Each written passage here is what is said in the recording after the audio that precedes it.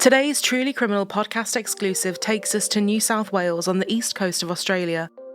World-renowned for its beautiful beaches, sprawling wine regions and the bustling cosmopolitan streets of its largest and most populated city, Sydney, New South Wales is a hotspot on the list of every world traveller. However, today's case takes us away from the state's picturesque landscapes and towering cityscapes to the small working-class suburb of Blacktown. Today, Blacktown is celebrated as one of Australia's most multiculturally diverse areas and as a quiet and relatively safe place to raise a family. But in February of 1986, the suburb would be the setting for one of the most horrific and heinous crimes in the annals of Australian history. To everyone who knew her, 28-year-old nurse and beauty queen Anita Cobby was beautiful inside and out. Known around town for her easygoing nature, beaming smile and charity work, she would hit it off with everyone she met. Her husband, John Cobby, said Anita was so stunning, she was just dazzling, just amazingly stunningly beautiful woman with these really long, curly locks of hair, the most gorgeous hair I've ever seen. The word beautiful comes up repeatedly in reference to Anita, and it's not hard to see why. In every photograph there is a radiance that pours from the image, a genuine smile that showed in her eyes and face, a smile that stole the hearts of many. Anita Lorraine Cobby was born in November 1952 to Gary and Grace in Sydney, New South Wales. Her father Gary was a graphic designer by trade and her mother a nurse. Anita began entering beauty contests when she hit high school, winning the Miss Western Suburbs pageant in November of 1979. Despite the interests of numerous talent agents, Anita knew what she really wanted to do with her life.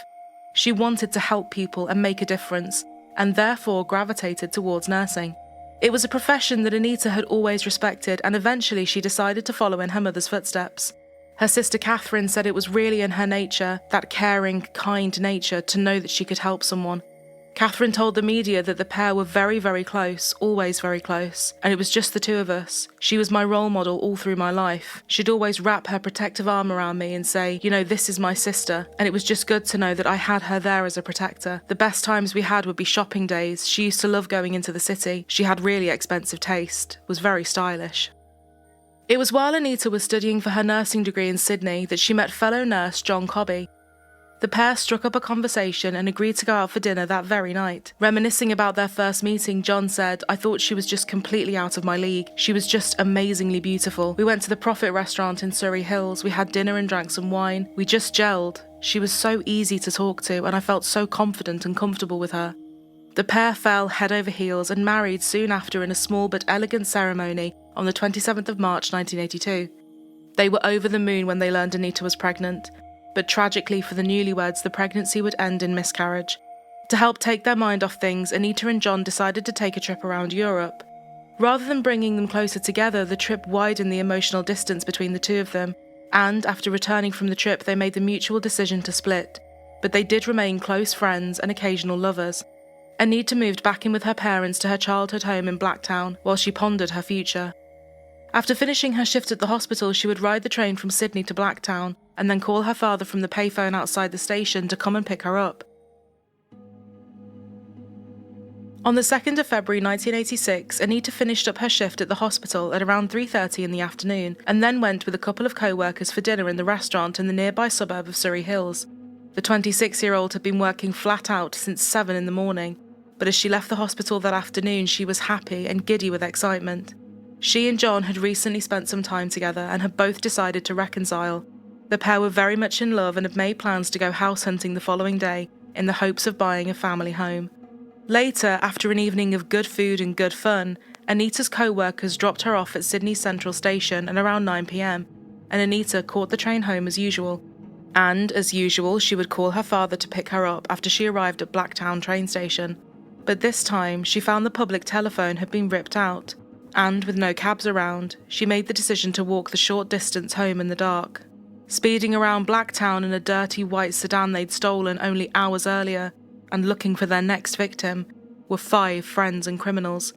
John Travers, aged 18, Michael Murdoch, also 18, and the 3 Murphy brothers, 33-year-old Michael Murphy, Gary Murphy, aged 28, and the youngest brother, 22-year-old Les Murphy, who had stolen the automobile. All 5 of the men were infamous thugs well known to Sydney law enforcement as well as the community.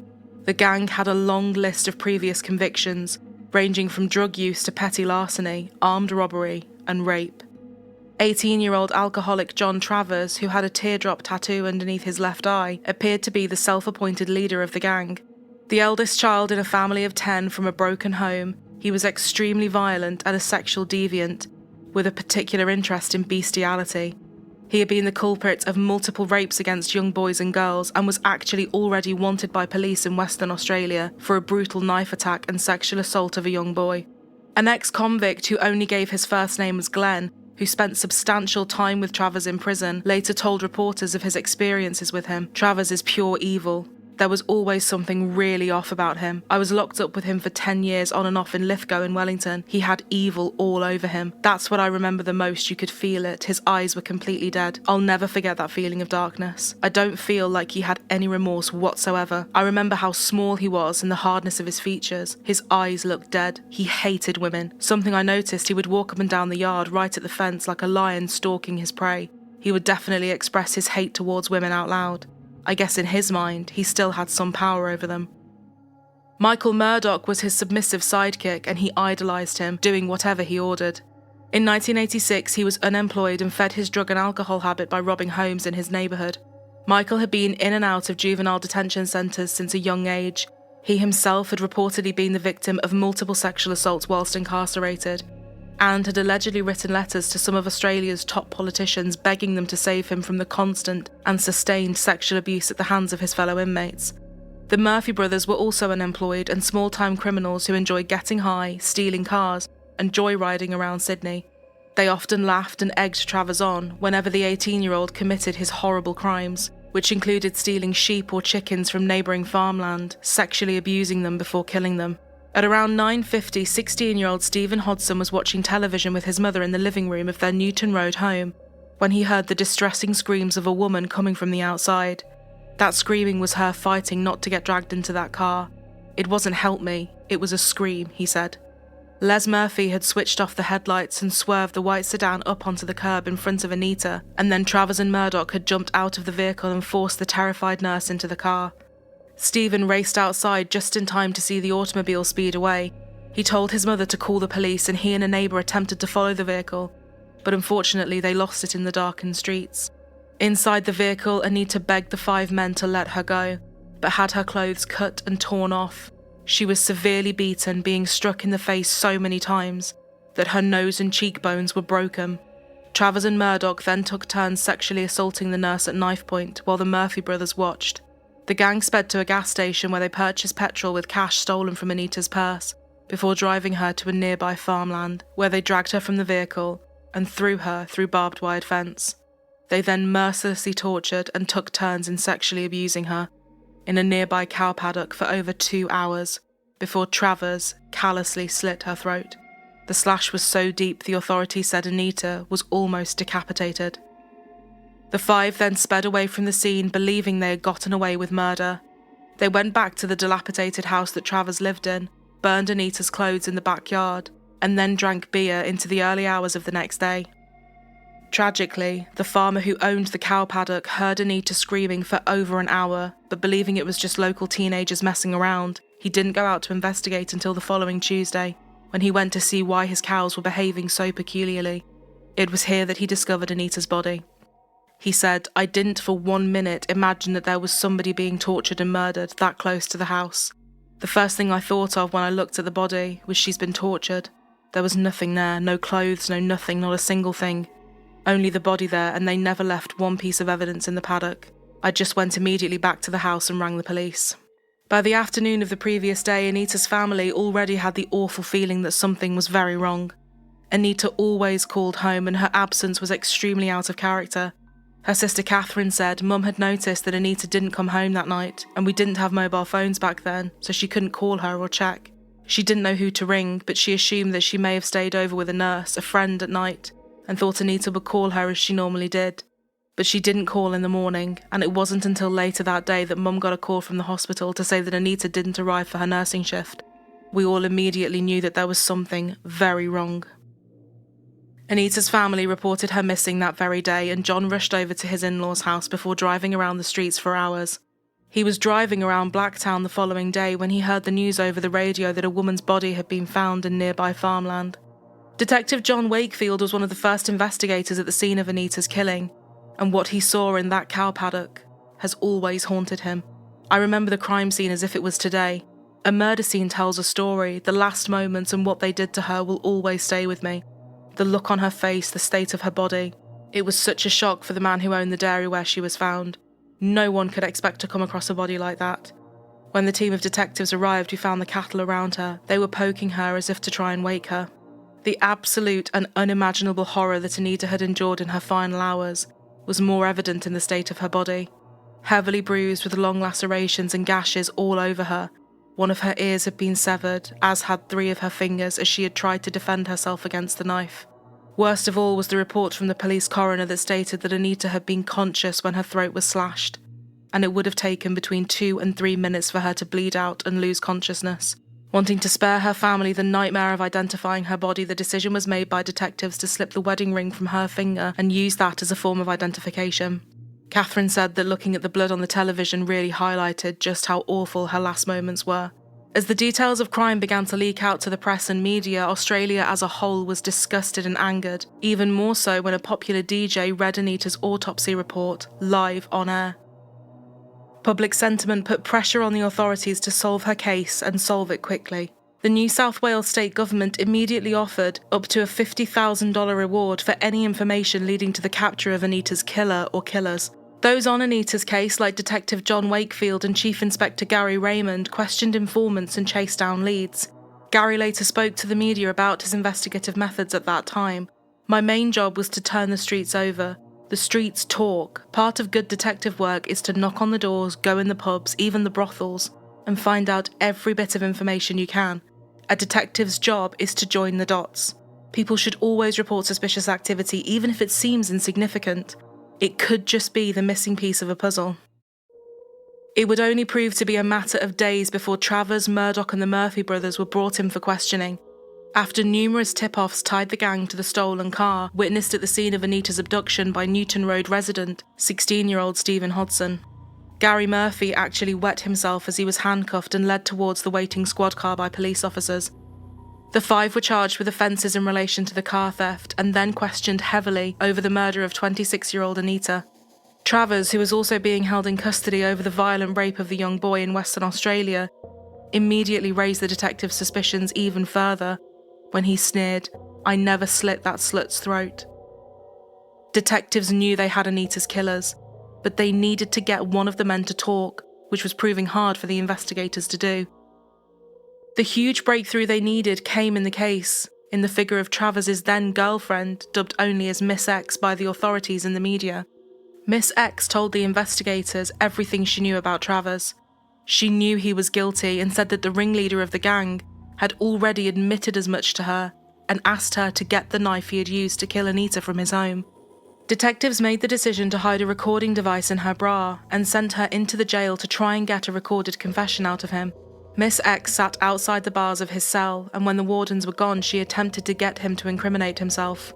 What follows is the actual transcript of that secret recording, and it reveals just how depraved and cold-hearted Anita's killers really were.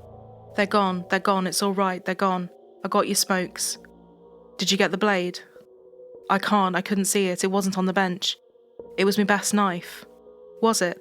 I wanted to keep it. I don't know how to put it. Did you have sex with her? Yeah. Did you? Did anybody else? All of them. John, come close. Why? Why did you have to stop her? Why did you have to do that? Come here, come close. We were all drunk and she'd fucking seen all of us. What? She saw your faces? Yeah. And you knew. So what the others said you had to do it. They just fucking... I said she's just got to be done and they said, who said it had to be done? You? All of us. You all agreed? Yeah. And they said, go on, Johnny, do your bit. So I just cut her. But that's not your thing, John. You haven't done that before, have you? No. Truthfully? No. Don't laugh, it's not funny.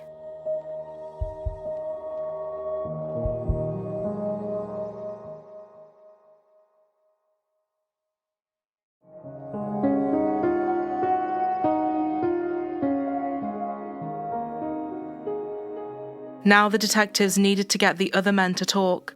Amazingly, Miss X once again took the secret recording device and drove over to the Murdoch's house, where she was able to get a taped confession out of his sidekick too. With the 2 recorded confessions behind them, they were all brought back in, and quickly crumbled under the pressure and questioning, attempting to push the blame onto their leader, Travers. The Murphys in particular took no responsibility and blamed Travers for the killing, with Michael Murphy telling the investigators, "I said no, leave her," but there was no way he was going to leave her. The 4 of us walked away and he came up to the car covered in blood and said, I cut her throat, it's me first one. I didn't want her to be killed. He's a maniac." On the 24th of February 1986, 22 days after her murder, Anita Cobby's 5 killers were finally charged. As news of Anita's killers' arrest spread throughout Australia, there was a deep rage along with sadness. Large crowds of protesters surrounded Bankstown Court that was housing the 5 men, and people shouted for the authorities to bring the killers outside to face street justice, and dummies were strung up around the building. Chief Inspector Gary Raymond said, "I was upstairs in the detective office when it came over the speaker that every available officer was to head to the front to address the crowd control. There were about 200 people protesting. One memory I'll always have is of a very elderly lady in the crowd. She began screaming, 'Hang the bastards,' and lunged at the car. When I asked her to move back, she grabbed her coat and screamed at me, 'Have you got a fucking daughter?' 'I have, let me at them.' I understood the emotion. I looked at her gently and said, 'Justice will be done.' It was a certain level of anger that I have never seen before and have never seen since." Just over a year later, on the 16th of March 1987, the trial of the Gang of 5 got underway and lasted 57 days. All 5 men were found guilty and sentenced to life imprisonment without the possibility of parole. Anita's family finally had justice, but their lives and the community would never be the same again. What happened to her as she made her way home from work would stick in the consciousness of every person that followed that awful crime. Walking home at night would never be the same again for many people. Chief Inspector Gary Raymond summed the case up perfectly when he told a reporter, "Anita's tragic passing serves as a message against violence. It became somewhat of a catch cry from mothers all over the country. Don't walk home alone, remember Anita Cobby. We all wish women could walk anywhere at any time and be safe." As of the writing of this episode, 4 of the killers are still behind bars. Michael Murphy died in 2019 from liver disease, and according to press reports, Gary Murphy was brutally beaten by fellow inmates but survived the attack. Everyone said Anita Cobby was beautiful inside and out. She really did leave a lasting impression on all of those who knew her, and to think about the last hours of her life is enough to turn one's stomach. It's devastating to think that for women's safety, the same issues from 40 years ago are still apparent today. Cases like this happen all too often, and one can only hope that with the passage of time, things will finally start to change.